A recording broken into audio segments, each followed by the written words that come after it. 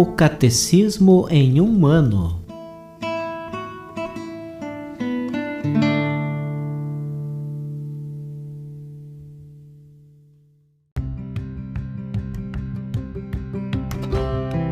Olá, eu sou o Alesiandro, seminarista da Diocese de Ponta Grossa, Paraná. Você está ouvindo o podcast O Catecismo em um ano. Vamos ler todo o Catecismo da Igreja Católica ao longo de 365 episódios. Estamos utilizando a tradução em português apresentada pela CNBB em 2013, baseada na edição típica em latim. Baixe o plano de leitura por meio de um link que você encontra na página do Instagram, @o Catecismo em um ano, ou na descrição deste podcast.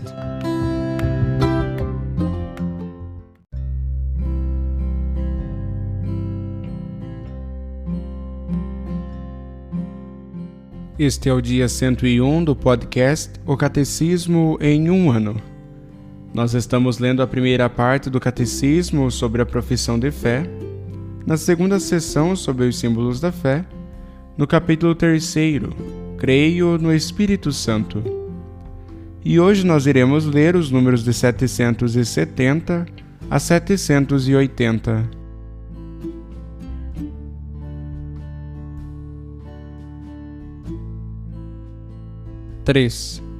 O mistério da Igreja.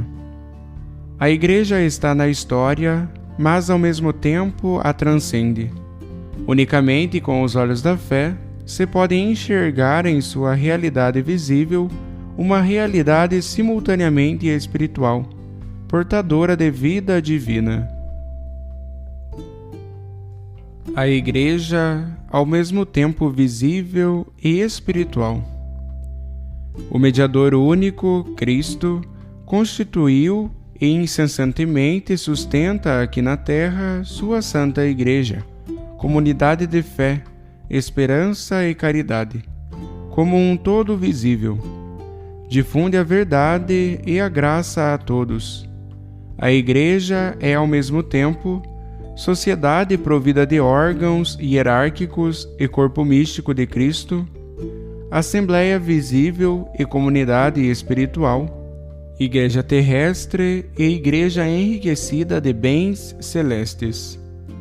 Essas dimensões constituem uma só realidade complexa em que se funde o elemento divino e o elemento humano.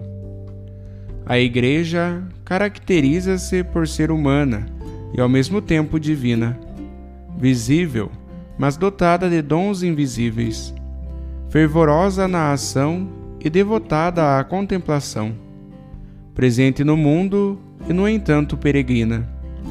Tudo isso de modo que nela tudo o que é humano se ordene ao divino e a ele se subordine, o visível ao invisível, a ação à contemplação, a realidade presente à cidade futura, para a qual caminhamos. Ó humildade, ó sublimidade, tabernáculo de cedar e santuário de Deus, morada terrestre e palácio celeste, casa de barro e sala régia, corpo de morte e templo de luz, desprezo para os soberbos e esposa de Cristo. És morena, és formosa, ó filha de Jerusalém. Ainda que desfigurada pelo labor e pela dor do longo exílio, a beleza celeste te enfeita. A Igreja, mistério da união dos homens com Deus. É na Igreja que Cristo realiza e revela seu próprio mistério como a meta do desígnio de Deus. Reencabeçar tudo em Cristo. Efésios capítulo 1, versículo 10. São Paulo diz: este mistério é grande. Efésios capítulo 5, versículo 32. Referindo-se à união esponsal entre Cristo e a Igreja. Por estar ela unida a Cristo como a seu esposo, a própria Igreja também se torna mistério.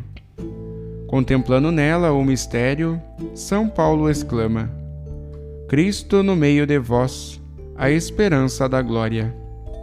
Colossenses capítulo 1, versículo 27. Na Igreja, esta comunhão dos homens com Deus pelo amor jamais acabará. 1 Coríntios capítulo 13, versículo 8. É a finalidade para a qual se volta tudo que nela é mediação sacramental, ligado ao mundo presente que passa. Sua estrutura ordena-se integralmente à santidade dos membros do corpo místico de Cristo. A santidade é medida segundo o grande mistério, em que a esposa responde com o dom do amor ao dom do esposo. Maria nos precede a todos na santidade, que é o mistério da Igreja como a esposa sem mancha nem ruga. Por isso, a dimensão material da Igreja antecede sua dimensão petrina. A Igreja, sacramento universal da salvação. A palavra grega mysterion foi traduzida para o latim por dois termos, mysterium e sacramentum. Na interpretação ulterior, o termo sacramentum exprime mais o sinal visível da realidade escondida da salvação, indicada pelo termo mysterium. Neste sentido, Cristo mesmo é o mistério da salvação. Non est enim aliud Dei mysterium Christus. Não existe outro mistério de Deus a não ser Cristo. A obra salvífica de sua humanidade santa e santificante é o sacramento da salvação que se manifesta e age nos sacramentos da Igreja, os quais as igrejas do Oriente também denominam os Santos Mistérios. Os 7 sacramentos são os sinais e os instrumentos pelos quais o Espírito Santo difunde a graça de Cristo, que é a cabeça, na Igreja, que é seu corpo. A Igreja, portanto, contém e comunica a graça invisível que ela significa. É neste sentido analógico que ela é chamada de sacramento. A Igreja é, em Cristo, como que o sacramento ou o sinal e instrumento da íntima união com Deus e da unidade de todo o gênero humano. Ser o sacramento da união íntima dos homens com Deus é o primeiro objetivo da Igreja. Visto que a comunhão entre os homens está enraizada na união com Deus, a Igreja é também o sacramento da unidade do gênero humano. Nela, esta unidade já começou, pois ela congrega homens de todas as nações, tribos, povos e línguas. Apocalipse, capítulo 7, versículo 9. Ao mesmo tempo, a Igreja é sinal e instrumento da plena realização desta unidade que ainda deve vir. Como sacramento, a Igreja é instrumento de Cristo. Nas mãos dele, ela é o instrumento da redenção de todos os homens, o sacramento universal da salvação, pelo qual Cristo manifesta e atualiza o amor de Deus pelos homens. Ela é o projeto visível do amor de Deus pela humanidade, que quer que o gênero humano inteiro constitua o único povo de Deus, se congregue no único corpo de Cristo, seja construído no único templo do Espírito Santo. Resumindo, a palavra igreja significa convocação. Designa a assembleia daqueles que a palavra de Deus convoca para formarem o povo de Deus e que, alimentados pelo corpo de Cristo, tornam-se corpo de Cristo. A igreja é, ao mesmo tempo, caminho e finalidade do desígnio de Deus, prefigurada na criação, preparada na antiga aliança, fundada pelas palavras e atos de Jesus Cristo, realizada por sua cruz redentora e por sua ressurreição. Ela é manifestada como mistério de salvação pela efusão do Espírito Santo. será consumada na glória do céu como a assembleia de todos os resgatados da terra. A Igreja é, ao mesmo tempo, visível e espiritual, sociedade hierárquica e corpo místico de Cristo. Ela é una, formada de um elemento humano e um elemento divino. Somente a fé pode acolher este mistério. A Igreja é, no mundo presente, o sacramento da salvação, o sinal e o instrumento da comunhão de Deus e dos homens.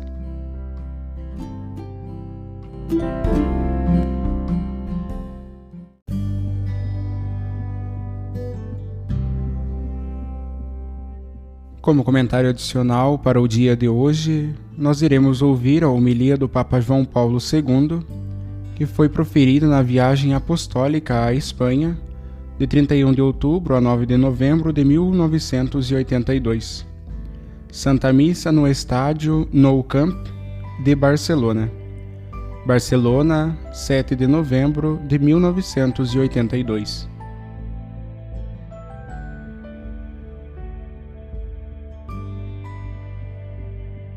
Queridos irmãos e irmãs, encontramo-nos reunidos neste estádio para celebrar o Dia do Senhor, unidos ao vosso pastor e a tantos irmãos de Barcelona e de muitas outras partes.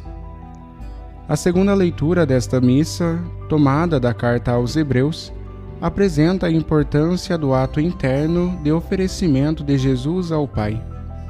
Realizou-o pela primeira vez ao entrar no mundo pela encarnação, conforme Hebreus capítulo 10, versículo 5. O seu oferecimento refere-se, então, ao seu futuro sacrifício redentor. Mantendo sempre esse oferecimento interno, ele dá unidade de sentido a toda a sua vida terrena. O oferecimento acompanhou as dores e os sofrimentos da cruz, e deu-lhes o valor redentor que sem esse ato de oblação não teriam. Mas ainda, depois da ressurreição e ascensão, a vida de Cristo continua a ter unidade de sentido, dado que também agora Jesus continua a oferecer ao Pai as dores já sofridas na paixão. A epístola utiliza a liturgia veterotestamentária do dia da expiação, como esquema explicativo do mistério redentor. Nela, as vítimas imoladas eram queimadas fora do acampamento. Também Cristo foi imolado no Calvário, outrora fora da cidade, conforme Hebreus capítulo 12, versículos 11 seguintes.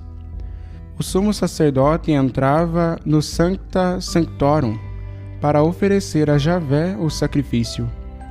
Também Cristo, sacerdote na nova aliança, ressuscitou e subiu aos céus, para entrar assim no santuário celeste e de modo perene apresentar ao Pai o sangue que um dia derramou sobre a cruz. É o mesmo Cristo que vem ao altar, repetindo o seu oferecimento ao Pai por nós. A insignificância dos nossos desejos de entrega a Cristo e os desejos de levarmos uma vida cristã têm de ser colocados sobre o altar, para que fiquem unidos ao oferecimento de Jesus. A nossa humilde entrega, insignificante em si como o azeite da viúva de Sarepta ou o óbolo da pobre viúva, torna-se aceitável aos olhos de Deus pela sua união à oblação de Jesus. E em que há de consistir a nossa entrega a Cristo? De imediato digo-vos que a primeira coisa que o Papa e a Igreja esperam de vós é que, diante da vossa própria existência, diante da mesma Igreja e da atual problemática humana, adoteis atitudes verdadeiramente cristãs. A vossa vida, como seres humanos, tem já em si uma grandeza e dignidade únicas. Elas impõem uma reta valorização para viverdes em coerente respeito das exigências de verdade, de honestidade, de uso correto do magnífico dom divino da liberdade em todas as suas dimensões. Mas esta esplêndida realidade não pode encerrar-se apenas nesses horizontes. por mais que não possa prescindir deles. Há de abrir-se à novidade que Cristo veio trazer ao mundo, ensinando a cada homem que é filho de Deus, conforme Mateus, capítulo 6, versículos 9 ao 15, redimido com o sangue do mesmo Cristo. Efésios, capítulo 1, versículo 7. Cordeiro com ele, conforme Romanos, capítulo 8, versículo 17. Destinado a uma transcendente meta, conforme Romanos, capítulo 8, versículos 20 a 23, e Efésios, capítulo 2, versículo 6 seguinte. Seria a maior mutilação privar o homem dessa perspectiva, que o leva à dimensão mais alta que pode ter, e que, em consequência, lhe oferece o meio mais apto para pôr em prática as suas energias e entusiasmo. Como escrevi na encíclica Redemptor Hominis, uma tal união de Cristo com o homem é em si mesma um mistério, do qual nasce o homem novo, chamado a participar na vida de Deus, criado novamente em Cristo para a plenitude da graça e da verdade. A união de Cristo com o homem é a força e a nascente da força, segundo a incisiva expressão de São João no prólogo de seu Evangelho. O Verbo deu-lhes o poder de se tornarem filhos de Deus. Aqui se encontra o fundamento do conhecimento em profundidade do valor da própria existência, o fundamento da nossa identidade como cristãos. Daí há de derivar uma atitude prática coerente, feita de estima para com o ser humano, que seja boa e informada eficazmente pela fé. Para um cristão, é parte muito importante a relação que ele estabelece com a Igreja. Relação que pode ir de uma polêmica rejeição à aceitação parcial, de uma crítica sistemática à fidelidade amadurecida e responsável. Um primeiro delineamento que se impõe para evitar confusões ou perspectivas falsas é considerar a Igreja na sua natureza verdadeira, uma sociedade de tipo espiritual e com fins espirituais, encarnada nos homens de cada tempo, conforme a Lumen Gentium, número 2. Sem afã algum de entrar em conflito com os poderes civis, para se ocupar dos assuntos meramente materiais ou políticos, que ela reconhece de bom grado não ser da sua incumbência, sem renunciar tampouco à sua missão, que é mandato recebido de Cristo, de formar na fé a consciência dos seus fiéis, para que eles, no seu dúplice aspecto de cidadãos e fiéis, contribuam para o bem em todas as esferas da vida, de acordo com as suas próprias convicções e com o devido respeito às dos outros. A Igreja, fundada por Cristo sob Pedro e os apóstolos, missão continuada hoje nos seus sucessores, conforme a Lumen Gentium, número 18, é sacramento universal de salvação, sinal e instrumento da graça de Cristo, na qual renascemos para a vida nova, conforme a Lumen Gentium, número 1 e 2. Assim é ela, pela sua figura visível, que recorda aos homens a presença e ação divinas, e ainda pela pregação da Palavra de Deus e a administração dos sacramentos, fontes de salvação, como também através da vida dos seus fiéis, chamados a contribuir, cada um segundo a sua condição, para a difusão da mensagem evangélica e para tornar Cristo presente em todos os ambientes da sociedade. Destas premissas deriva uma atitude bem concreta para o cristão. A Igreja foi constituída por Cristo, e não podemos pretender fazê-la segundo os nossos critérios pessoais. Tem por vontade de seu fundador uma guia formada pelo sucessor de Pedro e dos apóstolos. Isto implica, por fidelidade a Cristo, fidelidade ao magistério da Igreja. Ela é mãe, na qual renascemos para a vida nova em Deus. A mãe deve ser amada. Ela é santa no seu fundador, nos seus meios e na sua doutrina, mas formada por homens pecadores. Deve-se contribuir positivamente para a melhorar e ajudá-la a uma fidelidade sempre renovada, que não se consegue com críticas corrosivas. A Igreja oferece cada dia a palavra de salvação e os sacramentos instituídos por Cristo, e não depende de critérios de número ou de moda. Isto obriga ao respeito à voz da hierarquia, critério e guia imediatos na fé. Ela está formada por todos nós, povo de Deus, conforme a Lumen Gentium número 9.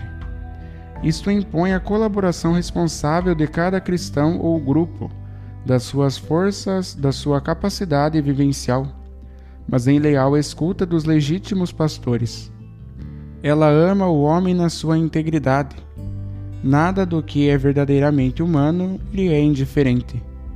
Mas lutando por elevar o homem, não esquece que a sua missão essencial própria é proporcionar-lhe a salvação.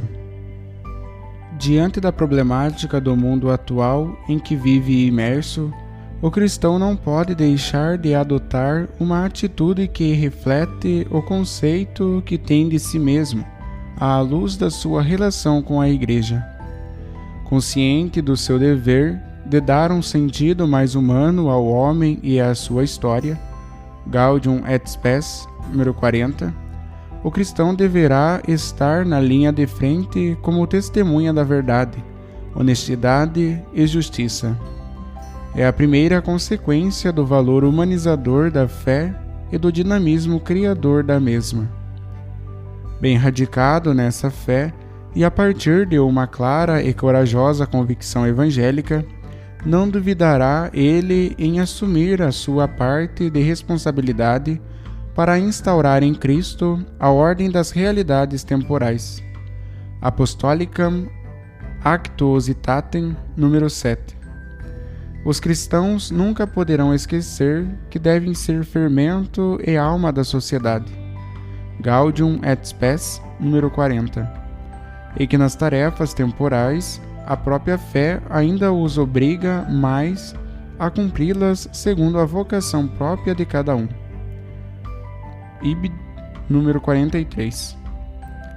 O filho da Igreja há de viver a convicção de que deve ser cristão da fidelidade a Cristo, para ser cristão da coerência no amor ao homem, na defesa dos seus direitos, no compromisso pela justiça, na solidariedade com quantos buscam a verdade e elevação do homem. Ibid 43. Estas atitudes comportam um profundo empenho e uma grande capacidade de esforço e coragem. Abre-se diante dos olhos do cristão a necessidade de mudar tantas coisas que são inadequadas ou injustas e que requerem a transformação a partir de dentro e de fora. Há, porém, uma ilusão à qual se pode sucumbir: querer transformar a sociedade mudando apenas as estruturas externas, ou buscando unicamente a satisfação das necessidades materiais do homem. E, no entanto, deve-se começar pela transformação de si mesmo, por se renovar moralmente, por transformar a partir de dentro, imitando a Cristo, por destruir as raízes do egoísmo e do pecado que se aninham em cada coração. Pessoas transformadas colaboram eficazmente para transformar a sociedade. Para viver nessa atitude cristã, o filho da Igreja, que sente a própria debilidade e pecado, necessita de inconstante empenho de conversão e de retorno às fontes ideais que inspiram a sua conduta. Necessita de um constante retorno à sua consciência e a Cristo. Na sua fé, há de encontrar a força e dinamismo para se corrigir e se confirmar cada dia no bem, sem se abandonar a essa passividade resignada que serpeia em tantos espíritos. Um empenho de conversão que há de ser pessoal e também comunitário, capaz de orientar sempre a uma fidelidade maior à própria condição cristã e a superar, em metas mais elevadas, os desenganos ou erros do passado, sem se deixar paralisar por eles, num inútil imobilismo ou sentimento de culpabilidade. O desengano e o pecado aninham infelizmente em cada homem, em cada setor humano ou organismo composto por homens, na igreja e fora dela. Mas Deus ajuda-nos a renovar-nos constantemente na sua graça e amor. A palavra revelada, o exemplo de Cristo, a graça dos sacramentos, são os nossos caminhos de superação através da conversão. Estas atitudes cristãs necessitam de critérios e guias concretos que as orientam de modo seguro, evitando possíveis desvios. Quereis um critério seguro, concreto, sistemático, que vos oriente no momento presente? Segui a voz do magistério e sede fiéis ao concílio do nosso tempo, o Vaticano II. Sem reticências, temores ou resistências por uma parte, sem interpretações arbitrárias ou confusões do ensinamento objetivo com as próprias ideias, por outra, parta daí o caminho da necessária unidade querida por Cristo. Esta correta aplicação dos ensinamentos conciliares constitui, como eu disse em diversas ocasiões, um dos objetivos principais do meu pontificado. Deste modo, queridos irmãos e irmãs, vivei e infundi nas realidades temporais a seiva da fé de Cristo, conscientes de que esta fé não destrói nada autenticamente bom, mas antes o reforça, o purifica e o eleva. Demonstrai esse espírito na atenção prestada aos problemas cruciais, no âmbito da família, vivendo e defendendo a indissolubilidade e os demais valores do matrimônio, promovendo o respeito à vida toda desde o momento da concepção. No mundo da cultura, da educação e do ensino, escolhendo para os vossos filhos um ensinamento em que esteja presente o pão da fé cristã. Sede também fortes e generosos no momento de contribuir para que desapareçam as injustiças e as discriminações sociais e econômicas, no momento de participar num trabalho positivo de incremento e justa distribuição dos bens. Esforçai-vos para que as leis e costumes não descuidem o sentido transcendente do homem nem os aspectos morais da vida. No momento culminante da missa, faz-se presente no altar o mistério do Calvário. Jesus mesmo renova a oblação daquele dia, a oblação que nos salva. Junto da cruz esteve a mãe de Jesus, conforme João capítulo 19, versículo 25, participando da sua dor. Que ela, a mãe das mercês, vos ajude com a sua intercessão a renovar nesta Santa Missa o vosso compromisso de cristãos. Confiantes no seu patrocínio, afastai passivismos e hesitações, e sede fiéis a vós mesmos, à Igreja e ao vosso tempo, com coerentes atitudes cristãs. Assim seja. Que Deus vos abençoe.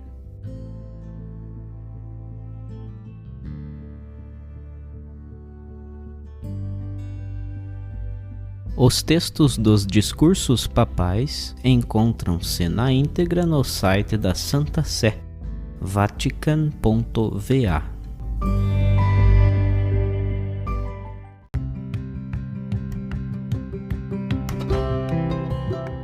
Você acaba de ouvir mais um episódio do podcast O Catecismo em um Ano. Continue nesse bom propósito de aprofundar o conhecimento e a vivência da fé católica e procure participar da sua comunidade. Rezemos por todos que estão fazendo esse caminho de leitura do Catecismo. Até amanhã!